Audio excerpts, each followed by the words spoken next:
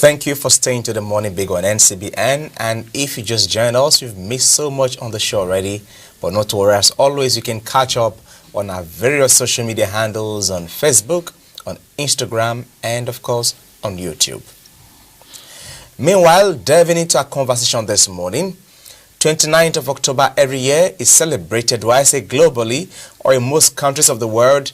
It is set aside to celebrate one of the biggest inventions or innovations in human history, and that is the internet.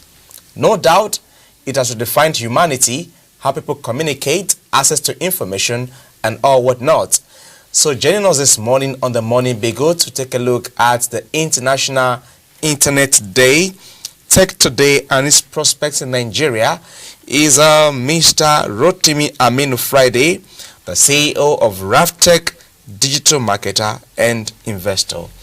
Good morning, Mr. Rotimi. Yeah, good morning, sir. Good to have you join us. Thank you, When sir. I saw you, I said we have a very young guest this morning with a very sharp brain that is going to tell us what the internet is and all of that. Yeah, we're doing, sir. First, let's talk about the International Internet Day. Can you just enlighten us a bit of what it's about? Oh, okay. What I'm going to say is when it comes to internet and international celebration, I think we don't need to have a specific day to celebrate internet. Internet need to be celebrated every day because it has brought a lot to the universe entirely. So going deep, I'm going to say something like a little about the word internet. Okay. If I'm going to say internet, like I believe the way we are seeing it generally, internet is beyond that. It's a network of networks. Like you network different networks. So through IP, that is in the protocol, internet protocol. So it's not.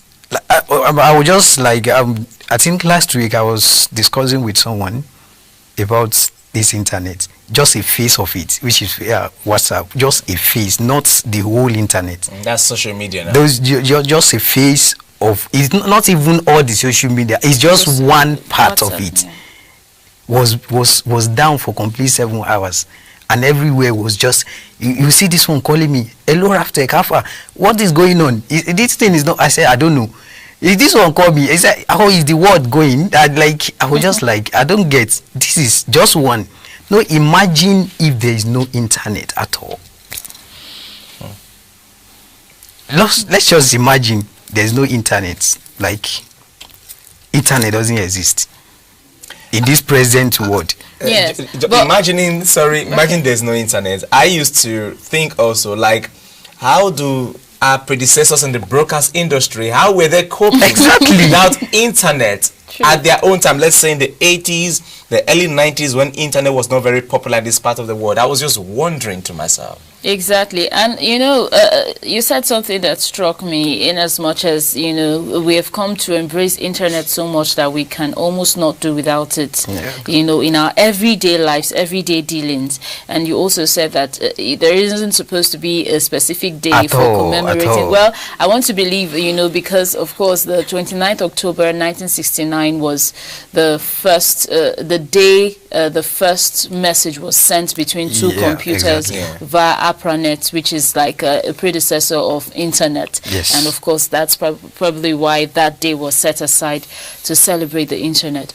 But looking away from that side, can you run us through exactly, you know, away from you saying that internet is a network of networks and all that, for a layman, how would you say the internet really works? Because all we know is, or all the general perception about internet is, you just go online and it gives you access to be able to, you know, browse through whatever it is you want to know. But what exactly, from the back end as an expert, can you tell us about the true picture of what internet, how it operates? Okay, now the way it is when you connect, it's just like I said, it's intercontinental, like you connect systems together. So at the back end, what they use is what I just said the other time, which is IP address, that is the internet protocol. So is just a unique ID that is being connected to that your device or your computer. So anything sent through that is going directly to that IP address that is assigned. So now what would to a layman understanding, we say, okay, when you connect two things together and they could communicate, okay, you have two computers. You have two computers here. It might not necessarily be network, maybe browsing network or so, but the moment you connect both of them and you could communicate, both of you can communicate. So that is what internet, you connect them together. So internet is not limited to social media.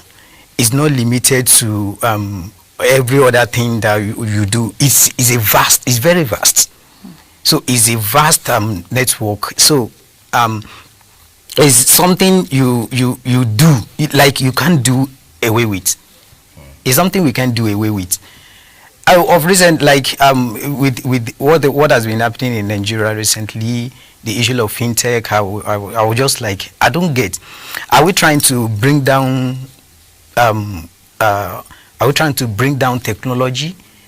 Are we trying to go against? I think, okay, it was 2000 that technology were generally accepted. Okay, in Nigeria, and they made some rules that okay, this is what they want. Okay, now then you listed 2 key points that you want. Okay, this thing to achieve. You want to achieve with this thing. Then now coming this year, like this time now, is it that you've forgotten your reason or your aim for accepting it in the first place? Because okay, if you say you accept it, Nigeria is the most populous country as far as Africa is concerned, and if we are going to, I believe if we embrace technology, it will influence on other countries in Africa. I believe Nigeria can be the one to elevate this technology, and other countries in Africa, we have no option. When they are seeing us, and they are seeing what we are achieving through technology. They will want to. But it's so unfortunate that they are seen to be number one. We are now the one being like we are not even taking it serious. I may want to come in there because I mean, considering the drive of the federal government, especially since the current Minister of Communications and Digital Economy assumed office, we have seen tremendous, in as much as some would still want to talk about internet speed, broadband spectrum and all of that, how it isn't as effective as one would expect. And we see that also they are looking forward to the deployment of 5G, and all of that. So we might not totally be behind time as far as internet is concerned. So perhaps we might need to be looking at working on the mechanisms that should make it work better. So what are those mechanisms, if you were to suggest, that could make what is on ground already to be better than what it is? Okay.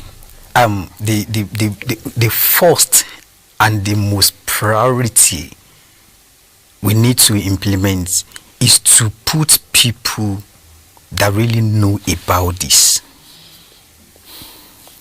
Like the truth of the matter is, there is no way we can put somebody that doesn't love or love technology to take charge of technology office, and you expect him to perform.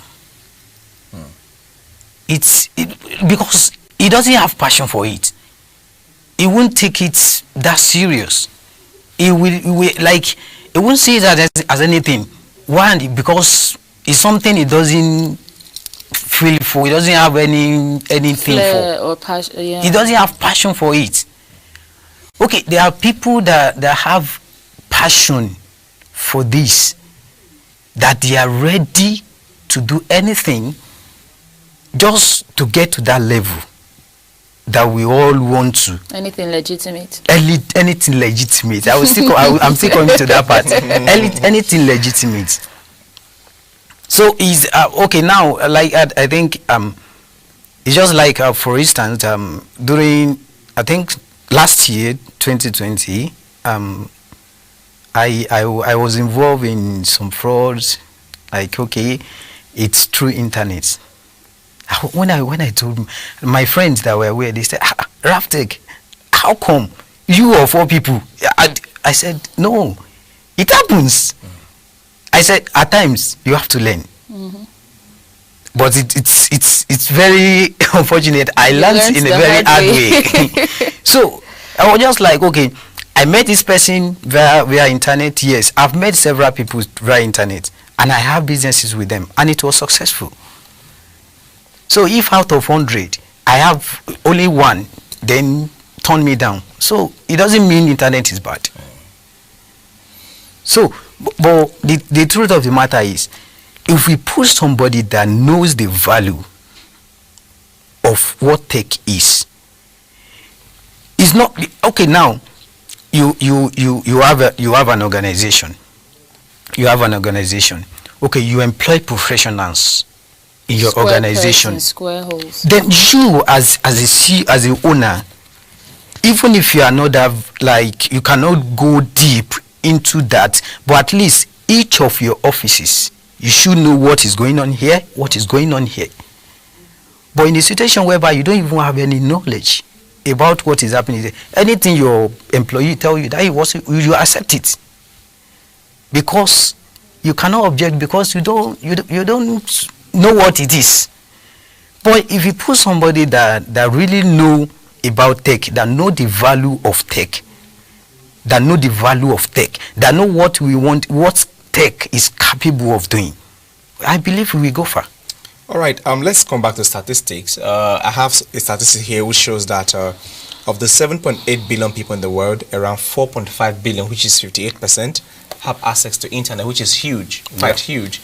And I also know that in Nigeria, a little above 100 million people have access to internet. That is about 50% of our population. Exactly. Now, what are some of those advantages you think, or you know, that the internet has brought to humanity since its inception, that has made it almost an indispensable aspect of the human life? Okay. I think whenever I have to say something on this, there is no way I will not still refer to myself. I think before I have to divert to other people, let me just on this, let me personalize it and say some things I've gained through internet. I finished school year 2018, and ever since I finished, I've never taken my CV to somewhere that I'm looking for a job. I stay at the comfort of my house, legitimately doing my stuffs. I work as an affiliate marketer. I work as a freelancer. All this thing is through internet. If there is no internet, it wouldn't have been possible for me. I do affiliate marketing for Amazon. I do for Espania. Like digital marketing, I work on Upworks. I work on Fiverr. They send me jobs. Even beyond the country, they send me jobs. I do it. I send it to them. They send my money. So all these things is through the internet. As like they always say, there's nothing good that doesn't have side effects. Internet too has side effects. We have fraudsters that all they do is to do people to frost. I was opportune to talk to some of my younger ones the other day, and like I said, okay, why is it that you guys, you children, like me too, I'm still guy. Why is it that you children, especially guys of year 2000, they gave birth 2000, 2001, 2000, but most of you are just in haste. Some of them cannot even operate computer. Some of them cannot operate phone very well. But they go into fraud. They go into Yahoo. They go into all sort of internet frosting. I was just like, why? Must you do this before you get to anything you want? There are a lot of things you can do in the internet legitimately. a lot of things you can do it on internet legitimately, and you will be fine. You will be well doing. Okay, speaking of fraudulence, because that brings me to the next aspect which I was going to touch on. You see, we cannot take away the fact that, just like as rightly mentioned, whatever has good sides most of the times also has its downsides. And one of the major downsides of the internet, I believe as an expert you would be able to give a nod if I'm right or wrong, but I think generally cyber security is one very, very key aspect of the internet, talking about cyber attacks, malware and all of that. And even recently we had an announcement by the Nigerian Communications Commission, NCC, about Flubot malware that, you know, takes the shape of bank apps and all that, and then, you know, fraudulently, you know, somehow penetrates your bank information and all of that. And so we have other types of viruses and cyber attacks, you know, that are evident. So how does one know what to trust on the internet? You go online, you want to, what is that pointer that when you see, don't go further? Okay. That, thank God you just, I was going to talk about that before. All right. Where yesterday somebody sent me a link. He sent me a link. Immediately I see the link. I said, stop sending me things like this. He said, why? I said, do you check the link you sent for me? I've not opened it, but I know it's not real. He said, why? I said, first thing, like the first thing you will check out whenever you receive a link is to check if that link is secured. If you have your HTTP, if it's a secure website, you will see S at the end of that HTTP, which means the site is secured. Then after going through it, you know, okay, it is secured. Okay, you can give it a try, open. But if you are not sure of that website, don't put any of your confidential, like any of your special ID there. What are you looking for? I now said, okay, let's assume the site is secured. There are some frauding sites too that are secured. It depends. They buy it now. So everything now is leveraged to money. They buy it to secure it, but you are not sure of. Okay, you open a site that is requesting for your BVN. Fine, you can even put it. I always say something. Nobody can dupe you via your BVN. They can. They will still need to. If they do that, then you should question your bank, because they needed to secure it. Somebody, if it's not because, okay, I can be walking on the streets, maybe I have my BVN detail like written on paper and it fell. Somebody picked it, so it's left for my bank to protect it. My phone can get lost. They can steal my phone. And they have access to my details. They see my BVN there. They picked it. So it's not enough to defraud somebody with the BVN number. At all. So if it happens like that, then that bank should be questioned. Something must have happened. Okay, let's take a look at the use of internet in the corporate world. Right now we hear of e-governance, e-commerce. I mean, everything is now about the internet.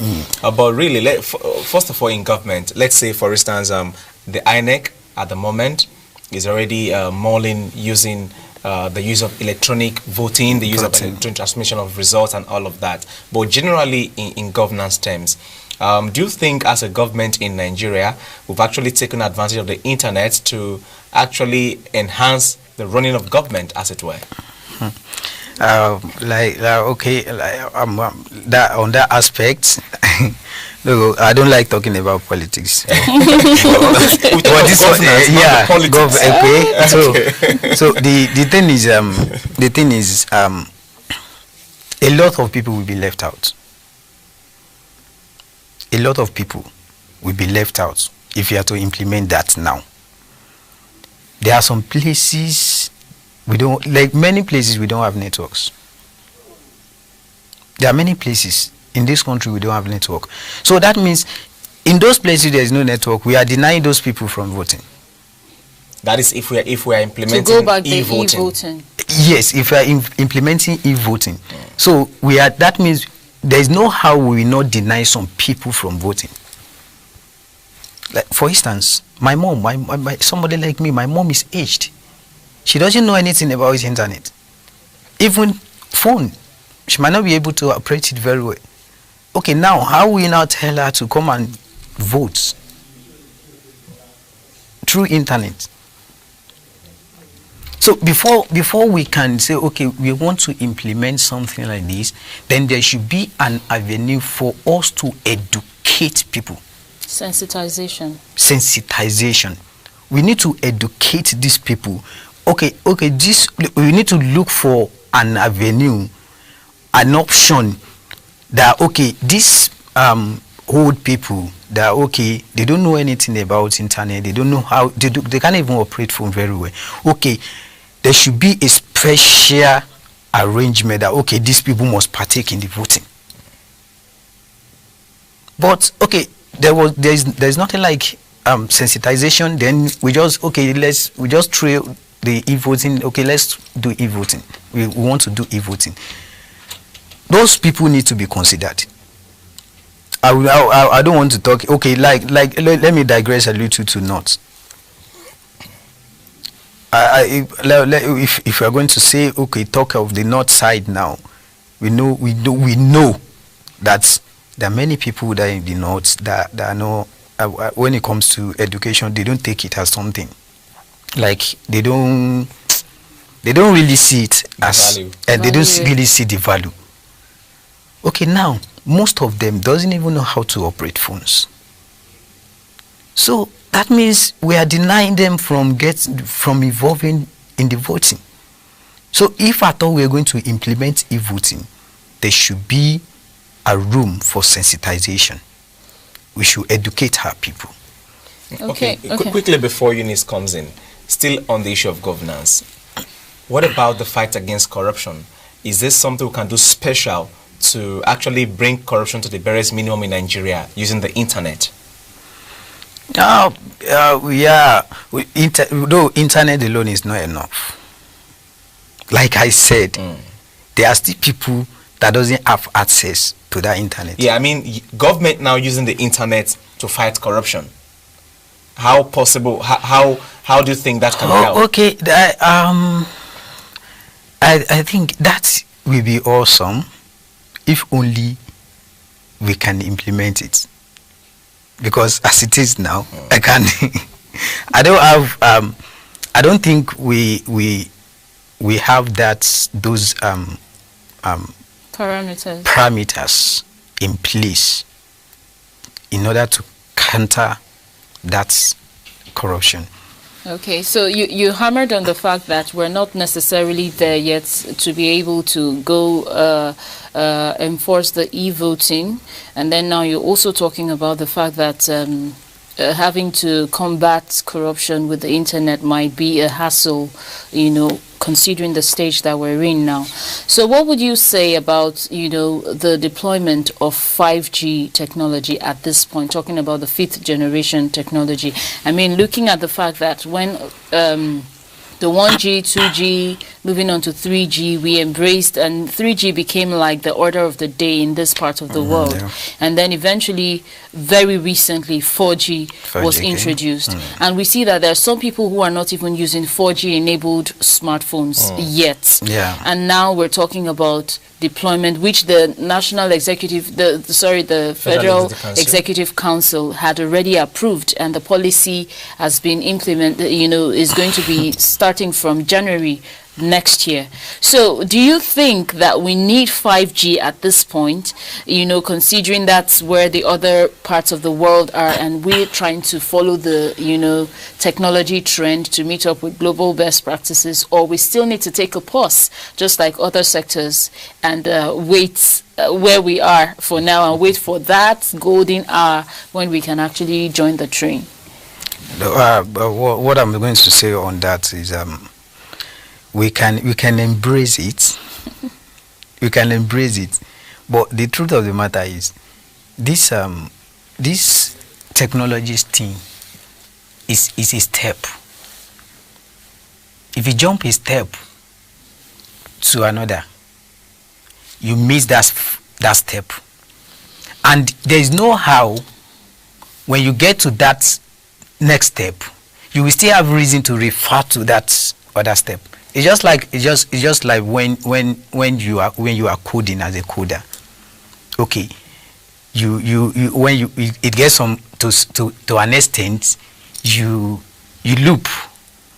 Then you have, okay, as if you are using the if statement, that means you are referring to one particular line you've written before.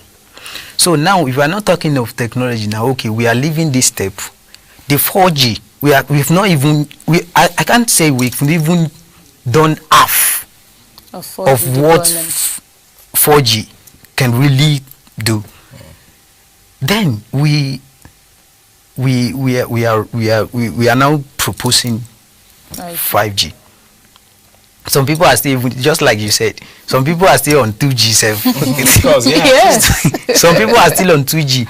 Some are even on no G, because I mean, those using the Falasa, as people call it. So they should just let's be perfect on this for. They said I will dive. I'm just diversing a little. Jack of all trades, master of none. So we are not perfect on. We've not even with the level of the way we. There are many people in Nigeria. There are many in Nigeria that are vast in technology. We have people. We have people. I have one of my friends on my WhatsApp. In fact, viewing his status alone will make you fall in love with tech. Viewing his status alone will make you fall, even if you don't like tech, technology. You will, because he educates. Whatever he posts on status is about tech, and there's no way you will not pick something there. Okay, let's move quickly to look at some other areas where the internet can be deployed to help Nigeria. Now, there's no doubt that Nigeria at the moment is grappling with several security challenges. I mean, it's staring us on the face. Kidnapping, banditry, terrorism, insurgency, farmer-herders clashes, name it.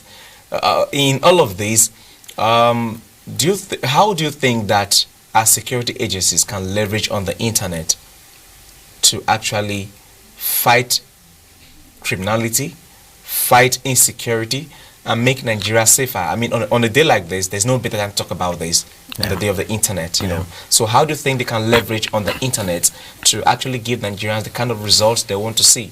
Okay, just like you said, in what areas can we deploy internet? The first one is the aspect of security, which I'm going to talk about that, and the second one is the aspect of our banking system. Okay, we need it. So, in the aspect of the corruption, I think we need to learn from the ones at the top. Our security agencies, they need to learn. Okay, this is US. How are you people doing it? There's no need for pride about it. There's no pride here. Like, how? If it is to install CCTV, I think there should be. I was like, a friend of mine outside was saying something that, okay, his visa is about to expire, and once this visa expires, then they will come and they will tell him to renew, or he should go. I was just like, how will they know? He was just like, oh, they have the data. I said, how would they know? Like, how would they? I was just like, this is system. This is security. When most of our security, this thing is like, it's paining me because most of our security agencies, most of them doesn't even know anything about systems. We are not putting people that really know this. Why would you have a ICT unit? And most of your system are spoiled. How do you want to track people? If there is any, okay, if they should call on phone, that somebody call maybe in one particular area, I expect after the call, then if there should be an avenue that, okay, this is where we receive call, this is the address. You go to system, then try to get the location, what is happening there. Before you even get there, you already know what is happening. I think trying to judge from what you're saying, it's a systemic problem where, you know, we're probably having issues with database management. Exactly. Having to, you know how to manage data in a way that it will be less cumbersome to even track some things. I mean, if we have fingerprints of every citizen, if we have some biodata of, there are some things that you don't need to start climbing ceilings or looking for exactly yourself to track. A good example. Okay. A good example is the NIN and SIM card. Exactly. We've had this done. Yet you have bandits call people and kidnappers call family members to demand ransom. And they cannot even. I don't want to use the word they cannot be tracked. They are not tracked because I want to believe how it takes to track them. They are not. It's not that they can't be. So now, you spoke about us having something that has to do with going outside or learning from the Western world, internet-wise. I mean, I think that's what this GITEX usually tries to address, where startups from Nigeria, technology-inclined startups, you know, NIDA, in collaboration with the Ministry of Communications, usually go with some startups to that exhibition, and they usually bring different, you know, startups technology-wise from different parts of the world to showcase what they know, what technology is about, and they're expected to bring that back and, you know, have those things. But that's where one of the problems of system comes to play, like you rightly mentioned. But then we also want to take the issue of regulation of social media and the internet. I mean, how we should have the time for all that conversation. Exactly, but very, very quickly, do you think that the internet is something that should be regulated, and can it be regulated? If you think it should be regulated, is it possible to regulate? Because people have access to things they shouldn't have access to these days, especially the young ones. So what do you think about that? The aspect that on that aspect, I think, well, I can say it can be regulated. Like as the country is, you can limit, or you can it's just like an organization. If you have your Wi-Fi, you can limit the number. You can put some sites on limitation. Restriction. You restrict people from visiting this certain or this particular this thing. Sorry. So the same way we can restrict some things, like as far as internet is concerned. But the truth of the matter is we don't have the things it takes. Like I said earlier, we have a lot of Nigerian. I have friends, guys, tech guys now, that all they are trying to do is way to travel out. Why? Because what they have is not appreciated. It's not being appreciated here. And outside there, they are embracing them because they know the value. But here, no. It's a no, it's a no. It's a no thing.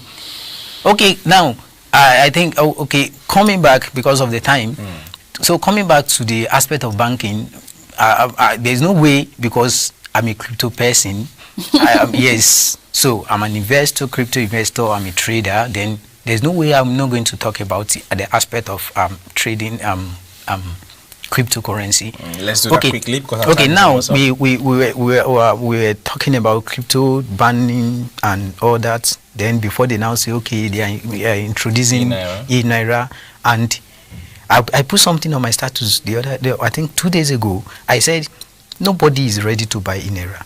The reason is because it's not professional enough for people to buy. They are not seeing, because they just launch it and just throw it to people. Like, no. I mean, very recently, I think a day or two, maybe even today, we saw that the app was taken down. Exactly. Because Google Play Store, you know, and all that, and then it had to be back, and so people were trying to install it. Then they were trying to operate it, and the thing is just malfunctioning. Exactly. So well, they brought it down due to poor comments. They are trying to upgrade it, you know, to meet up with standards. But these are issues that we can just go on and on talking about. But for want of time, we cannot, you know, do that. Okay, we must say thank you very much, Mr. Rotimi Aminu Friday, for coming on the Morning Beagle this morning to educate us on the internet. Sir. I hope we have you soon again. Yes, by God grace. All right. Anyway, personally, I've learned a thing or two concerning the internet this morning. Sure, I have. All right, it's a wrap for today on the Morning Beagle, and I want to believe that you've been well educated on the International Internet Day. Yeah, International Internet Day, right. All right. Well, my name is Gabriel Ono, wishing you a good weekend, and on Monday at 7 a.m. we'll be with you again. From me to you, bye for now. Okay, and just as my colleague has reminded me with that statement that today is Friday, I should say this with excitement. Thank you very much for being part of the show. I'm glad the weekend is here. See you next week. Bye for now. I'm Eunice Johnson.